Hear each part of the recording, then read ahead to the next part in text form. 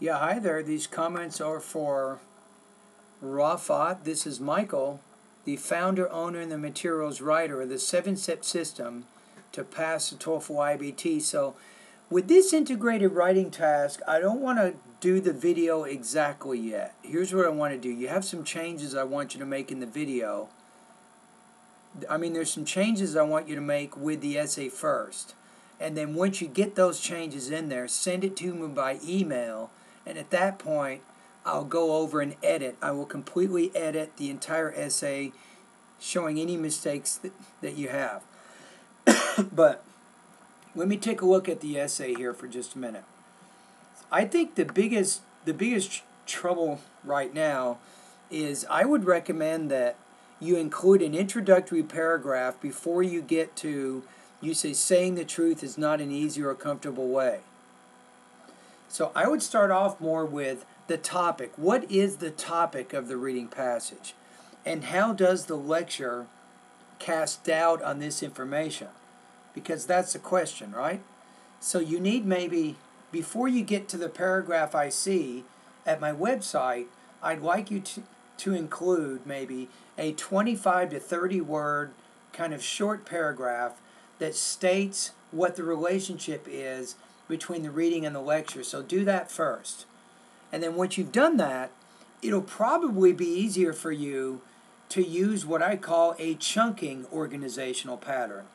Because remember, the listening, it doesn't disagree with all the information in the reading passage, but it disagrees with this claim.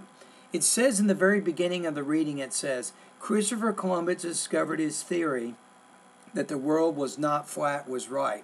That's what the lecture disagrees with. It doesn't cast doubt on anything else about going back to Spain, impressing King Ferdinand or Queen Isabella.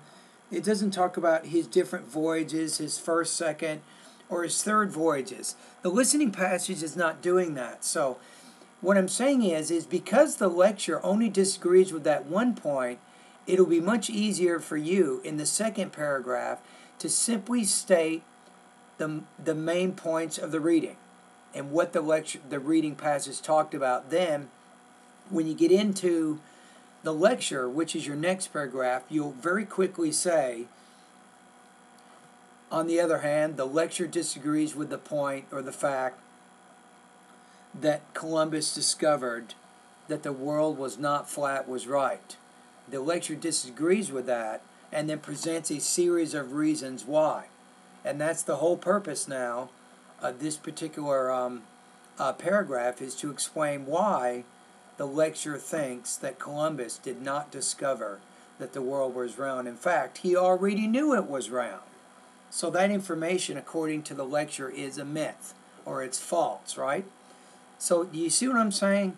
I'd like to see you take some of these ideas, look at what you've written, try to restructure a little bit, write it one more time, and then email me your final version of the integrated writing practice test. And at that point, I will do a video correcting all of the errors. But right now, I don't see it as being, why should I go in and try to correct all the errors when you probably want, to rewrite it a little bit. And I think you're going to learn better if you do it that way. Okay?